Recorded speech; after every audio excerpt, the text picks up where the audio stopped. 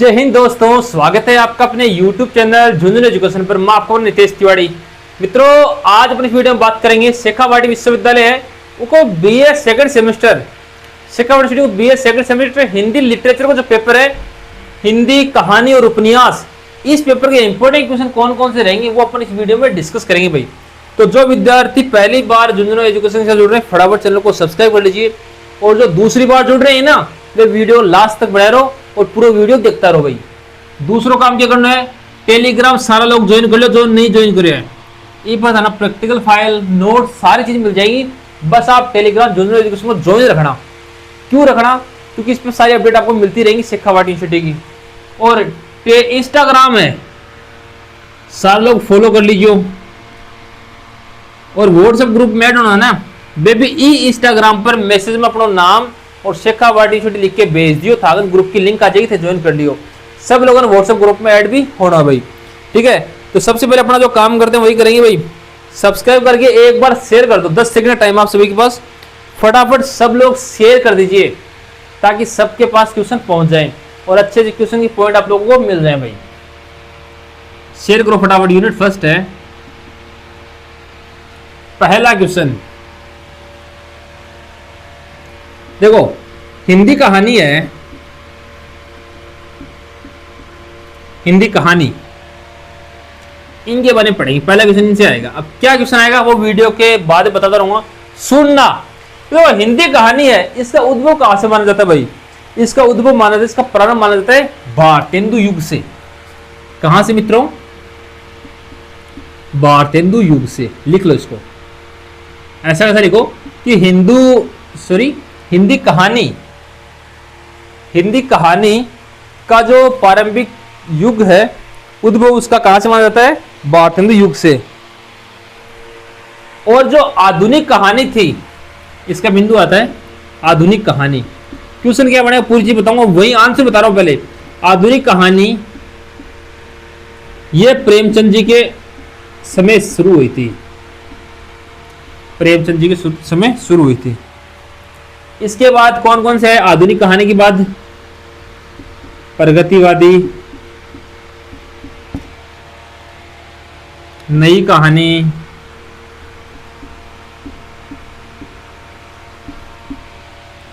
समानांतर कहानी,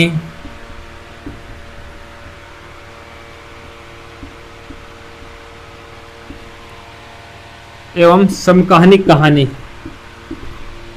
समकालीन कहानी। यही आपका क्वेश्चन है कि नई कहानी का उद्भव एवं विकास समझाइए। नई कहानी का उद्भव व विकास समझाइए। तो आप लोग लिखोगे इसका आंसर कि जो हिंदी कहानी है, नई कहानी, हिंदी कहानी का उद्भव व विकास समझाइए। तो हिंदी कहानी का उद्भव भारतेंदु युग के साथ हुआ, ठीक है। उसके बाद जो आधुनिक कहानी आई, उसका शुरुआत प्रेमचंद के समय हुई। इस आधुनिक कहानी के बाद प्रगतिवादी, नई कहानी एवं समानांतर कहानी एवं समकालीन कहानी प्रारंभ हुई। इस प्रकार से आपका पहला क्वेश्चन है कि हिंदी कहानी के उद्भव एवं विकास को समझाइए, ऐसा क्वेश्चन रहने वाला है और ये इसका आंसर रहने वाला है। ये छोटा सा मैंने पॉइंट समझा दिया, अब आप इनका वर्णन कर देना। आधुनिक कहानी का वर्णन कर देना, प्रगतिवादी, नई कहानी, ये पॉइंट आपको लिखने अपनी नोटबुक में, क्योंकि ये पॉइंट से ना आप लिखोगे तो नंबर आएंगे भाई। मुख्य पॉइंट यही है। इसके अलावा फालतू बकवास है, वहाँ पे आप कुछ भी लिखो नंबर नहीं मिलेंगे। ये पॉइंट आपको लिखने पड़ेंगे। ये भारतेंदु युग है, इसके बारे में पढ़कर आप लोग उसका वर्णन कर सकते हो। हिंदी कहानी के जो उद्भव विकास है, इसमें अच्छा पॉइंट बनता है कि भारतेंदु युग से शुरुआत होती है हिंदी कहानी की। तो इसको लिखो भाई, फटाफट लिख लीजिए। एक क्वेश्चन बनता है हिंदी कहानी के अथवा में आएगा, ठीक है। हिंदी कहानी के प्रमुख है आंदोलनों का वर्णन कीजिए। आप सुनोगे ना वीडियो तो पूरा समझ जाओगे, वर्णन करें। हिंदी कहानी के प्रमुख आंदोलनों का वर्णन कीजिए। अब आंदोलन कौन कौन से हैं? ये प्रगतिवादी, नई कहानी, समानांतर कहानी एवं समकालीन कहानी, ये आंदोलन है भाई। आंदोलन मतलब इस समय है। प्रगतिवादी, नई कहानी, समानांतर कहानी एवं समकालीन कहानी, ये वही है। इन आंदोलनों में क्या क्या मिलता है? जो समाज है, समाज, व्यक्ति, पदार्थ, मानवीय संवेदनाएं दिखाई देती हैं भाई। ऐसे नहीं, लड़ाई नहीं करनी अपन को, संवेदनाओं को व्यक्त किया जाता है। ठीक है, इन प्रमुख आंदोलनों में समाज, व्यक्ति, पदार्थ, ये चीजें दिखाई देती हैं। एक बार लिख लीजिए आप लोग, फटाफट इसको लिखो, जल्दी लिखिए भाई इसको। हिंदी कहानी के उद्भव विकास पर प्रकाश डालिए एवं हिंदी कहानी के प्रमुख आंदोलन जैसे प्रगतिवादी, नई कहानी, समकालीन कहानी, समानांतर कहानी आंदोलनों का व्याकरणीय वर्णन करना। अच्छा क्वेश्चन है ये क्वेश्चन शानदार बनता है, तो इसको पढ़ लेना अच्छी तरीके से। ठीक है, लिखो इसको।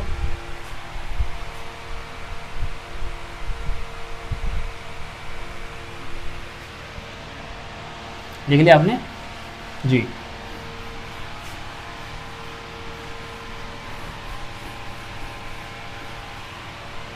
नेक्स्ट है मेरे विद्यार्थियों, क्वेश्चन नंबर 2, हिंदी उपन्यास। वही क्वेश्चन, उद्भव व विकास एवं विशेषता। पहली यूनिट में 2 बिंदु बनते हैं, हिंदी कहानी और हिंदी उपन्यास। इसमें एक आता है भाई प्रेमचंदोत्तर, इस शब्द के बारे में आपको पढ़ना है। प्रेमचंदोत्तर काल जो है हिंदी उपन्यास का, उनके बारे में बताया। और से पूछेगा कि हिंदी के प्रमुख उपन्यास, उसमें क्या क्या वर्णन था। जो बिंदु मैं बताऊं इन्हीं का वर्णन करना। फिर से कह रहा हूं, जो बिंदु मैं बताऊं उन्हीं का वर्णन करना। फालतू बकवास मत पढ़ना, मत पढ़ना, मत पढ़ना। जो पॉइंट मैं बताऊं उसको लिखना, समझने का प्रयत्न करना, लेकिन लिखना यही है। ठीक है ना। इसमें उपन्यास है तो उनके जो प्रमुख विशेषताएं हैं, सबसे पहले बात करेंगे विशेषताओं की। विशेषता क्या थी भाई? प्रेमचंद के उपन्यास, प्रेमचंद के उपन्यासों की विशेषता बता रहा हूं कि पूछ सकता है कि प्रेमचंदोत्तर काल के उपन्यास से उनकी विशेषताएं क्या थी। तो इनकी विशेषताएं थी भाई, वर्णन करना आपको इनका। यथार्थवाद, ग्रामीण, आपको सीरीज पढ़ने की आवश्यकता नहीं पड़ेगी। जीवन का चित्र, मतलब गांव का वर्णन करना आपको। अगर आप लोगों ने ये क्लास देख ली तो कुछ ही पढ़ने की आपको आवश्यकता नहीं है। सामाजिक समस्याएं,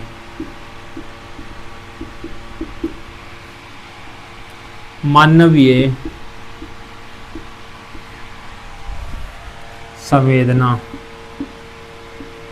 मानवीय संवेदना, सरल भाषा, सरल भाषा तथा आदर्श और यथार्थ का समन्वय, यथार्थ का समन्वय, ये इनकी विशेषताएं भाई। प्रेमचंद के जो उपन्यास उनकी विशेषता थी, यथार्थवादी थे, ग्रामीण जीवन का चित्रण था, सामाजिक समस्याओं के बारे में बताया गया था, मानवीय संवेदना व्यक्त थी, सरल भाषा में थे, तो आदर्श तथा यथार्थ जो है, आदर्श और यथार्थ उसका समन्वय बिठाना, सामंजस्य बिठाना, ये आपको उसमें बताया गया है। ठीक है, लिखो इसको। ये तो हो गई प्रेमचंद की, प्रेमचंद के जो उपन्यास है उनकी विशेषताएं आपको बताई गई है। ठीक है, प्रेमचंद के उपन्यास की विशेषताएं। अब प्रेमचंदोत्तर हिंदी उपन्यास, वो तो प्रेमचंद की विशेषताएं थी उपन्यास की। अब प्रेमचंदोत्तर हिंदी उपन्यास, उसकी विशेषताएं क्या थी? उपन्यास लिख देता हूं, ये है ना। उपन्यास विशेषताएं क्या थी?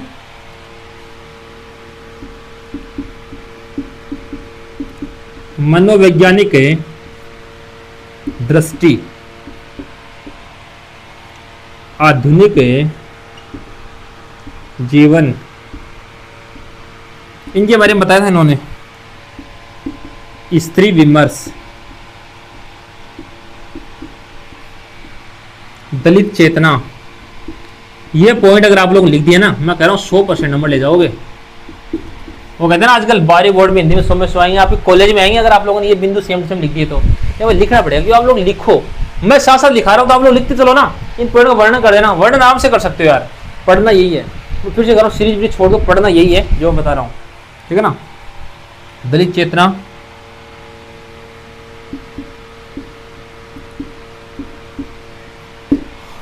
आंचलिकता तथा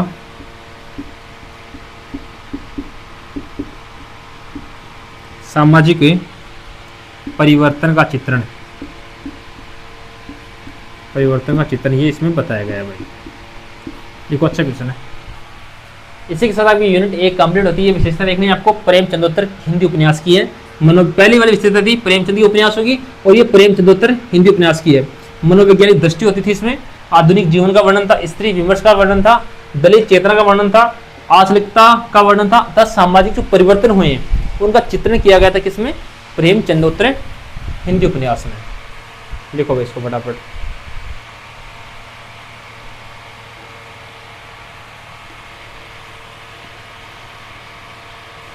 एक बार सारे लोग सब्सक्राइब कर लीजिए और शेयर कर दो भाई।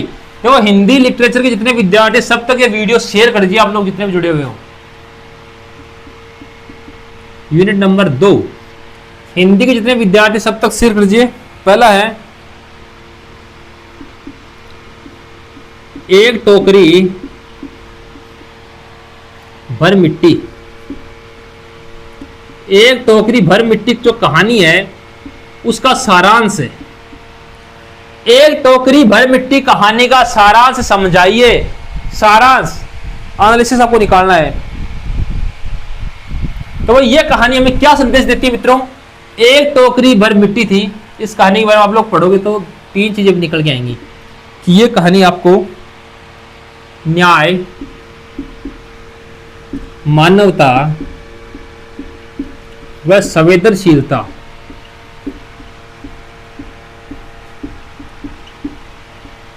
संवेदनशीलता का संदेश देती है। जो लेखक था, ठीक है, उसने गरीबों के प्रति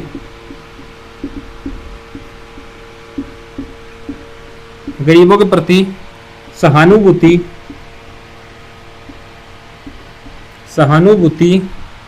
तथा नैतिकता का महत्व बताया है। नैतिकता का महत्व बताया है। अच्छा क्वेश्चन है ना। लेखक था, उसने क्या कहा है कि गरीबों के प्रति सहानुभूति रखनी चाहिए, उनके प्रति अपना नैतिक कर्तव्य का वर्णन आपको करना चाहिए, उनकी व्याख्या करनी चाहिए। तो इस प्रकार से एक टोकरी भर मिट्टी कहानी में ये बातें हैं, इनके बारे में आप लोग लिख देना। देखो वहाँ पे सारांश में किसमें न्याय है, फिर न्याय के बारे में पढ़ देना कि न्याय क्या होता है, फिर मानवता लिख देना, मानवता क्या होती है, संवेदनशीलता क्या होती है, सहानुभूति क्या होती है, इनका वर्णन कर देना आप लोग, ठीक है।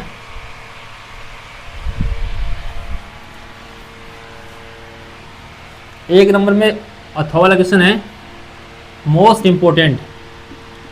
उसने कहा था, अरे भाई किसने कहा था, किससे कहा था, क्या कहा था। उसने कहा था, किसने कहा था, क्या कहा था, किससे कहा था। ये अच्छा है। उसने कहा था, कहानी का मुख्य विषय समझाओ। इसमें भाई देखो, आपने कविता पूरी पढ़ी होगी, कहानी पूरी पढ़ी होगी, तो इसमें इस कहानी का संदेश है सच्चा प्रेम, त्याग, ये से कर्तव्य, बलिदान। ये क्या है, शब्द इससे निकल के आते हैं भाई, बलिदान। ये आपको पढ़ने पड़ेंगे। ये कहानी मैं थोड़ा सा संक्षेप में समझाऊंगा आपको। देखो इसमें एक लैना सिंह होता है, वो 12 साल का होता है जब किसी 8 साल की एक लड़की से आकर्षित होता है। फिर वो उस लड़की से पूछता है कि क्या आपकी शादी हो गई। तो फिर वो लड़की कहती है हाँ मेरी सगाई हो गई। सगाई के बारे में पूछता है कि तुम्हारी सगाई हो गई, तो बोलती है हाँ मेरी सगाई हो गई। ठीक है, यहाँ तक बात कंप्लीट है, होगी, समझ गए। फिर क्या होता है, 25 वर्षों बाद ये लैना सिंह है, ये कोई सेनापति वगैरह बन जाता है। तो ये युद्ध लड़ने के लिए जाता है, तो बीच में सेनापति अपने जो इनके नीचे के हवलदार वगैरह होते हैं उनके पास जाता है। एक इनका हवलदार होता है जिसको हजारा सिंह बोलते हैं। ये उसके घर रुकता है कि भाई सुबह अपन को लड़ने के लिए चलना है, रात को उसके घर रुक जाते हैं। ये जो हजारा सिंह की जो पत्नी थी उसको देखता है तो इसका मन आश्चर्यचकित होता है कि जो लैला सिंह की प्रेमिका थी बचपन में, वही भाई लैला सिंह की लुगाई। अब देखो समस्या, अब मान लो थे कोई से प्रेम करो और थे भाई 25 साल बाद भी मिलो तो रास्ते में पड़ जाओ यार, ये वहां कोई टाइम प्रेम करता है, आप यो जो हवलदार है यो तो सब ब्याह कर लियो, ठीक है जनाब। जो अब देखियो आगे चलो, अब लैला सिंह की जो प्रेमिका थी हजारा सिंह की पत्नी बन चुकी थी वो।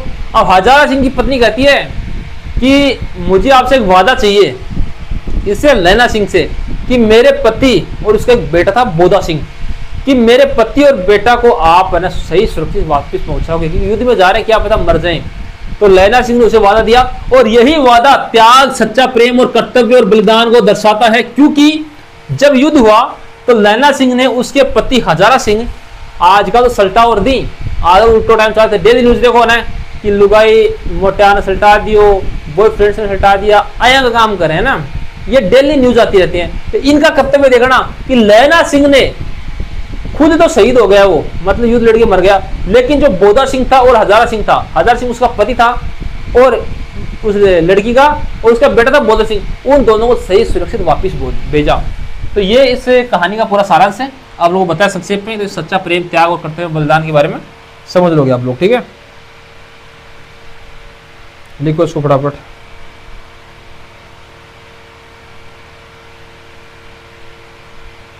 क्योंकि उसने वचन निभाने के लिए, वचन निभाया था, मैंने कहा ना कि भाई मैं आपके पति और बेटे को नहीं मरने दूंगा, उनको वचन निभाने के लिए खुद न्यौछावर हो गया। तो एक बार इसको शेयर कर दीजिए। आजकल जमाना उल्टा है साहब, तो एक बार सारा लोग शेयर कर दो, जितना लोग जुड़ रहे हैं ना। हर एक क्वेश्चन देखो मैं अच्छी तरीके से समझा रही हूँ भाई। अब थारी क्वेश्चन थे कितना पढ़ो।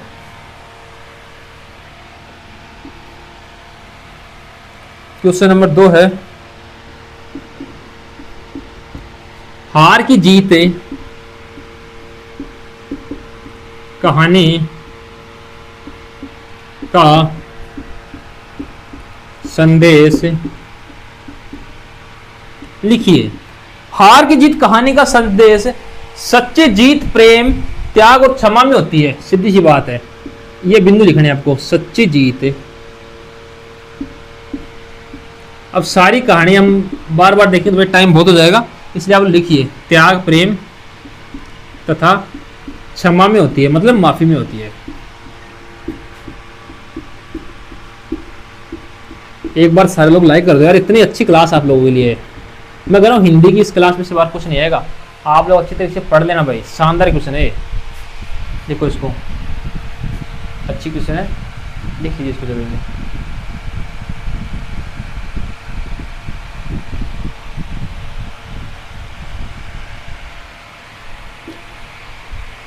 इसके अथवा में क्वेश्चन बनता है वो है,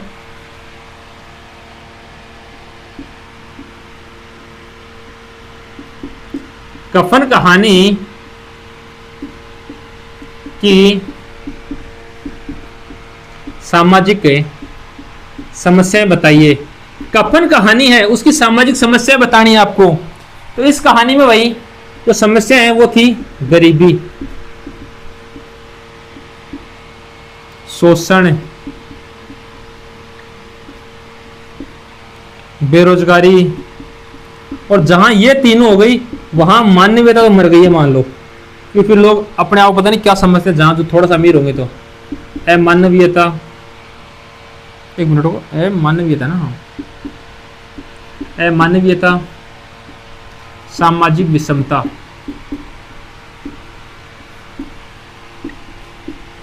ठीक है, देखो इसको अच्छा है। कफन कहानी की सामाजिक समस्या यही होती है भाई, गरीबी, शोषण, बेरोजगारी, मानवीयता, सामाजिक विषमता, ये आपको देखनी है। इसी के साथ अभी यूनिट 2 कंप्लीट हो गई। एक बार सारा लोग शेयर कर दो और सब्सक्राइब कर लेना भाई मेरे लिए, क्योंकि देखो जैसे अगली क्लास अपलोड होगी ना तो आपको क्लास मिलती रही, इसलिए आप चैनल को सब्सक्राइब जरूर रखा करो, हर एक वीडियो देखा करो। आपके जो काम का वीडियो तो उसको देखो, क्योंकि अधिकतर वीडियो वही होंगे, 100% वही होंगे जो आपके काम होंगे, ठीक है। आप काम वाले वीडियो होंगे तो इनको अच्छी तरीके से आप लोग देख लेना भाई।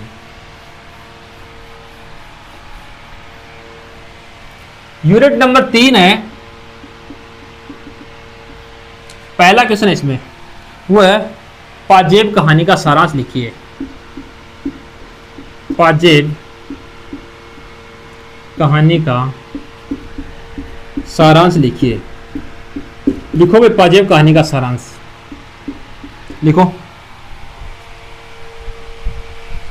पहली बात तो ये कहानी को तो सारांश लिखा था, 2 बिंदु निकल गए, वो वर्णन करना है। ये जो कहानी है, ये एक तो बाल मनोविज्ञान, इसका वर्णन करना पड़ेगा आपको। इसमें बाल मनोविज्ञान पर निर्भर है। बाल मनोविज्ञान, बाल मनोविज्ञान एवं पारिवारिक संबंध, इनके बारे में आपको लिखना ही पड़ेगा भाई। बाल मनोविज्ञान एवं पारिवारिक संबंधों की विवेचना करता है। इन दोनों बिंदुओं के बारे में आपको पढ़ना पड़ेगा, ठीक है। एक बार इसको लिखो यार जल्दी आप। बाल मनोविज्ञान एवं पारिवारिक जो संबंध हैं, उनके बारे में पाजेब कहानी हमें चित्रित करती है। इन दोनों बिंदुओं को आप लोग अपनी नोटबुक में कहीं कॉर्नर पर लिख लेना। जैसे पाजेब का नाम देखिए तो बाल मनोविज्ञान का वर्णन करना, और परिवार के जो आपस के संबंध होते हैं, किस प्रकार से पारिवारिक लोग रहते हैं, किस प्रकार से एक परिवार में समस्याएं आती हैं, उन समस्याओं के खिलाफ पूरा परिवार एकजुट होकर रहता है, ये सारी चीजें आप इसमें लिखेंगे तो सही रहेगा। तो अच्छा क्वेश्चन है पारिवारिक संबंध वाला।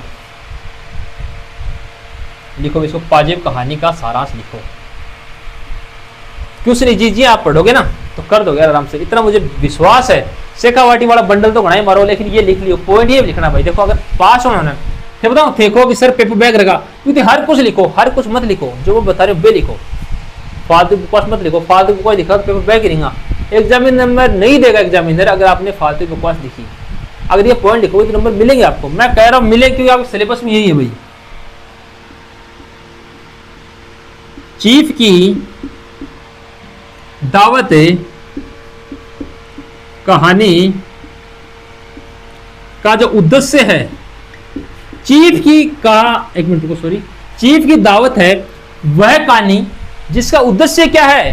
कोई भी कहानी होती है वो लिखी जाती है, तो उसका उद्देश्य क्या भाई, तो लिखो इसको फटाफट। इसमें 3 बिंदु निकल के आते हैं, ये तीनों बिंदु आपको छापने हैं।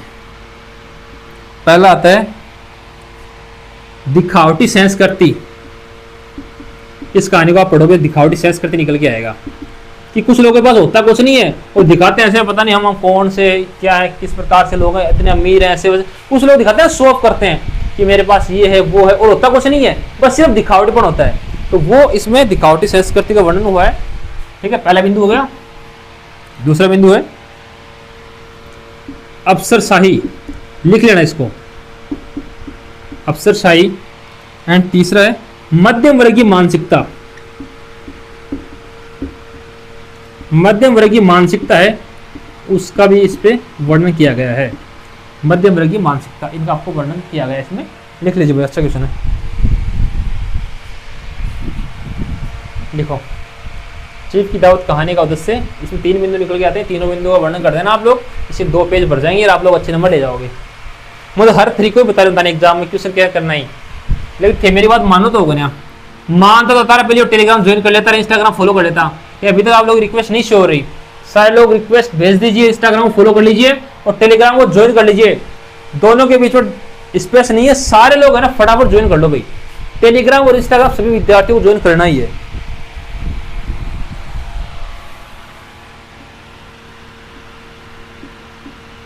वापसी कहानी का मुख्य तथ्य लिखिए। वापसी कहानी का मुख्य तथ्य लिखिए। भाई ये क्या क्या दर्शाती है, सीधी सी बात है, वही बात है, बिंदु निकल के आएंगे। बिंदु मैं बताऊंगा, वर्णन आपको करना है, कहानी आपको पढ़नी है, वर्णन मैं बताऊं उनका कर देना आप तो बस। फिर बल्ले बल्ले वो एक गाना चला ना, हो गई रे बल्ले बल्ले, वो हो जाएगी आपके, बल्ले बल्ले हो जाएगी। कहानी वृद्धावस्था के बारे में बताती है। वृद्धावस्था एवं पारिवारिक उपेक्षा, परिवार की बात फिर से आ गई। आप एक काम करना, घर वालों के पास बैठना, परिवार के जो बारे में पढ़ना भाई, परिवार के बारे में उनसे सीखना। अगर बैठा करो घर का 2-4 मिनट बैठा करो तो 1-2 क्वेश्चन तो सही हो जाएगा, सही बता रहे हो, और थारो जीवन में सुधर जाएगा वो। तो सारा लोग डेली कम से कम 1-1.5 घंटा अपने घर वालों के पास बैठा करो, उनसे बातचीत किया करो। पारिवारिक रिश्ते, उपेक्षा क्या होती है वो आपको पता होना चाहिए।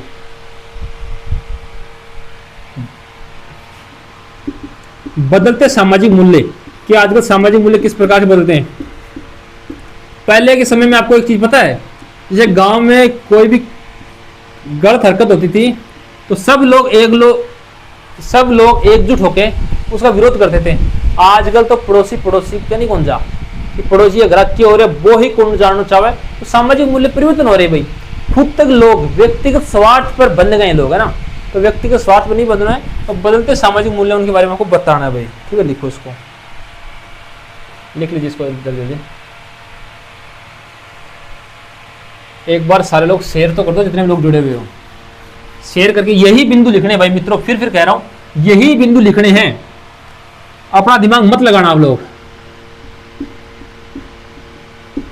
गुल की बन्नो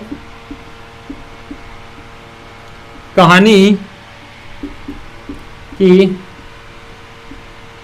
प्रमुख विशेषताएं बताइए। गुल की बन्नो जो कहानी है उसकी प्रमुख विशेषताएं बतानी है, इसका संदेश भी पूछ सकता है भाई। गुल की बन्नो संदेश बताओ। पहला विशेषता इसका स्त्री जीवन किस प्रकार से स्ट्रगल से भरा होता है। दूसरा है सामाजिक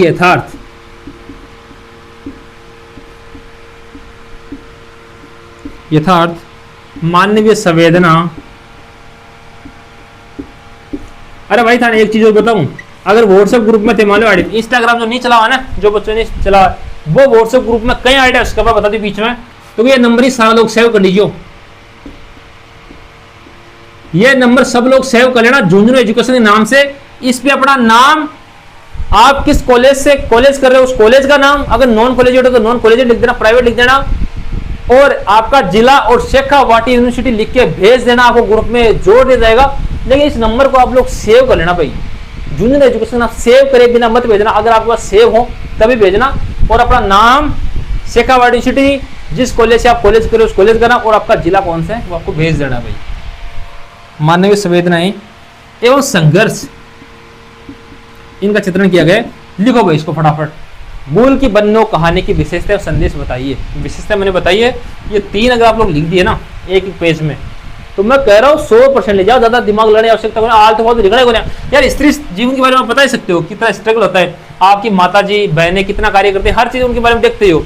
और लड़कियों को पता ही अधिकतर कि भाई स्त्री जीवन कैसा होता है। सामाजिक यथार्थ और मानवीय संवेदनाएं, मानव संवेदना थे भरे पड़े हो। संघर्ष, आपने बहुत संघर्ष किया जीवन में, अभी भी संघर्ष करते हो। सुबह 6 बजे उठ के जाओ एग्जाम देने जाओ, वो संघर्ष है। संघर्ष हर चीज का है। सुबह 6 बजे उठो, 7 बजे एग्जाम है थारी, संघर्ष है भाई। 4 बजे उठना पड़े, नहाना पड़े, सारा काम करना पड़े, तो संघर्ष है। संघर्ष के बारे में लिख होते हैं ना, तो सारे लोग एक बार शेयर कर दीजिए। इसी के साथ आपकी यूनिट 3 कंप्लीट हो गई है।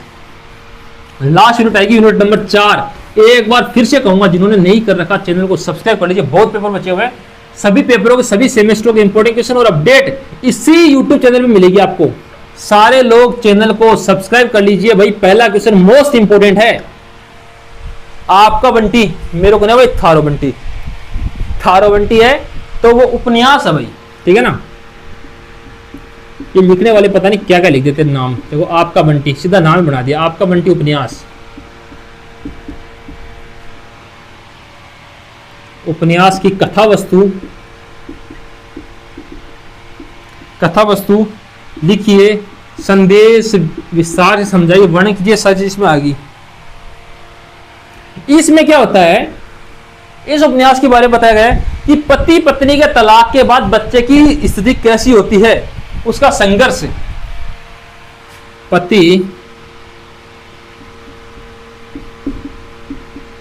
पत्नी के तलाक के बाद बंटी का या बच्चे का बंटी का संघर्ष एवं पारिवारिक विघटन। भाई देखो मेरी बात सुनो, पारिवारिक विघटन, अगर माता पिता का तलाक हो जाए तो उस बच्चे के साथ क्या बीतेगी, उसके मानसिक संघर्ष क्या रहेगा, उनके मन पे क्या प्रभाव पड़ेगा, ये आपको इसमें बताना। सीधी सी बात इतनी है कि माँ बाप के तलाक के बाद बेटा की हालत हो, बस यह एक अंदर लिखनी है। फिर दिमाग लगाओ मत, पकड़ते नहीं पढ़ी है ना अभी तक ये किताब ने, ये कहानी उपन्यास नहीं पढ़े, तो मैं जो बता रहा हूँ वो समझ लो कि पति पत्नी का तलाक के बाद में बेटा की हालत हो, बात थारी के अंदर लिखनी है। वो थारे शब्द में कुछ चित्रण करना है, किस प्रकार से सारी चीजें समझ जाओ। मैं तनके करो या कोई भी को समझाओ वो था, बस समझ लो यार, इतना मेरे के लिए करो, समझ लो। थाने एकदम देखो फ्री में पढ़ा रहे हो, बिल्कुल फ्री निःशुल्क। आप लोग इतना नहीं कर सकते क्या, अपने दोस्तों को भेज सकते हो वीडियो, ग्रुप में आपको लिंक मिल रही है, आगे फॉरवर्ड करो ना। इतना ही तो कर रहा हूँ कि फॉरवर्ड करो आगे से आगे, बस इतना ही तो कर रहा हूँ। शेयर कीजिए, जितना ज्यादा हो सके आपको शेयर करना है बस। इसमें आपको एक क्वेश्चन हो गया, इसके हथों में एक पूछता है भाई, ये उपन्यास है, इसका उद्देश्य क्या है। क्वेश्चन आता है, आपका बंटी उपन्यास का उद्देश्य क्या है। देखो इसको, तो ये जो बिंदु लिखा है कि देखो तलाक के बाद उस पर मानसिक उसको संघर्ष करना पड़ता है, किसको, बंटी को। तो तलाक के बाद परिवार की जो स्थिति है वो कैसी होती है, उसको उजागर करने के लिए, परिवार की जो स्थिति है उसको उजागर करना ही इसका उद्देश्य है। और रिश्ते टूटते हैं भाई, सबको पता है, रिश्ते टूटते हैं तभी तलाक होते हैं। इसमें बताएगा रिश्ते टूटते हैं उसमें। एक बार यहाँ पे इसको पहले वाले क्वेश्चन का आंसर बढ़ा देता हूँ।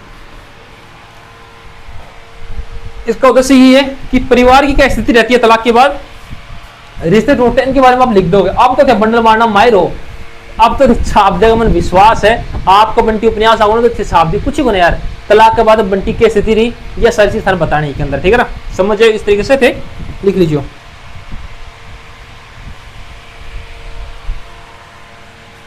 और एक देखो बंटी को चरित्र आ जाए ना, तो भी के बारे में पढ़ लियो भाई, बंटी का चरित्र, बंटी का चरित्र के बारे में पढ़ लीजिए। एक बार लिखो इन फटाफट। ये क्वेश्चन है ना, आपका बंटी, इन 100% गुण बोलूं मैं, 101% बोलूंगा, आएगा परीक्षा में। 100% नहीं, 101% आएगा ये आपका बंटी। 101% क्वेश्चन देखने को मिलेगा आपको ये आपका बंटी उपन्यास। तो आपका बंटी उपन्यास के बारे में तो 1 या 2 पेज याद कर लीजिए टावरों। 101%, 100 भी नहीं, 101%, 1% प्लस में जा रहे हैं, मतलब गारंटी के साथ आओ वो, ठीक है ना। लिखो इन, चौथी यूनिट में अच्छा क्वेश्चन है, इसको लिख लीजिए आप लोग फटाफट। आपका बंटी हो गया, ठीक है भाई, लिखो सारे लोग इसको एक बार।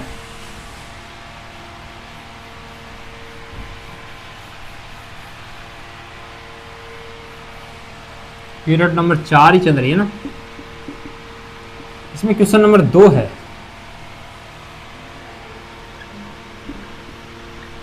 मनु भंडारी,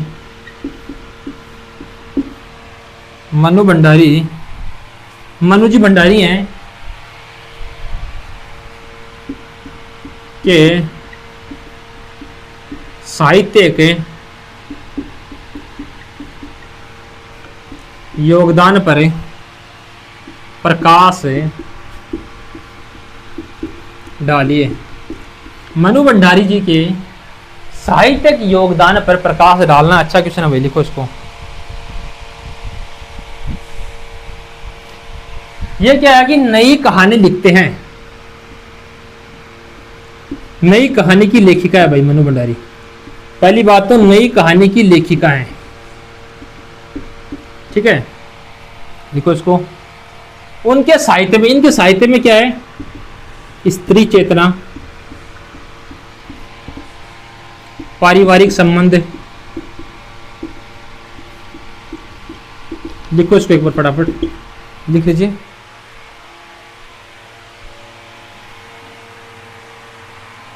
पारिवारिक संबंध हो गया, सामाजिक यथार्थ है,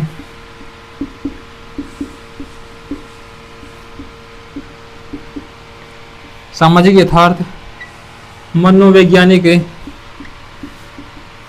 संवेदना का वर्णन हुआ है, ठीक है। मनु भंडारी जी के नई कहानी की लेखिका है। इनका स्त्री चेतना, पारिवारिक संबंध, एवं सामाजिक यथार्थ मनोवैज्ञानिक जो संवेदना उन्होंने इस जितनी भी चीजें हैं इनका वर्णन किया मनोलेखिक इन मनु भंडारी जी ने। तो साथियों मैंने देखो चारों यूनिटों की दो क्वेश्चन बताए, आप अगर इनको पढ़ लोगे तो मैं क्या करूँ 100% आप पास हो जाओगे और अच्छे नंबर से। अपना जो टारगेट में हमेशा टारगेट रहता है कि प्रत्येक विद्यार्थी 90% प्लस नंबर है, कितने में से 100 में से परसेंट है भाई। ये आप लोग ऐसे मत करना सर 70 नंबर का पेपर हुआ है, नहीं 70 का पेपर हुआ लेकिन 90% काटेगा होगा तो 963 नंबर, ठीक है। इस प्रकार से मैं चाहूंगी हर बच्चा का अच्छा नंबर आए। और सब तक थे वीडियो शेयर करो यार, देखो आप लोगों की जिम्मेदारी है यह थे काम कसको कि प्रत्येक पूरे शेखावाड़ी जितने विद्यार्थी सब तक वीडियो पहुंचने की जिम्मेदारी थारी है कि थे 50 को थारा कॉन्टेंट थारा भाई बहन जुड़ रहे हैं, सब तक शेयर कर दो। और थे ना चैनल सब्सक्राइब कर लियो ताकि अगले वीडियो जो मैं अपलोड करूं, और सब्सक्राइब करना sir bell icon all notification on कर लियो जय अगली क्लास अपलोड करूं ताकि नोटिफिकेशन पहुंच जाए। तो ते सारा शेयर कर दो और ते चैनल सब्सक्राइब कर लो नेक्स्ट वीडियो के लिए। और ज्यादा ज्यादा अगर वीडियो लाइक अच्छी लगी तो लाइक कर दो भाई, अच्छी तो लगी होगी, इतनी शानदार पढ़ाई है, अगर नहीं लगी तो भी कर दो यार, लाइक तो कर दो। और लाइक करके सारे लोग सब्सक्राइब कर लीजिए और शेयर कर लीजिए। धन्यवाद साथियों।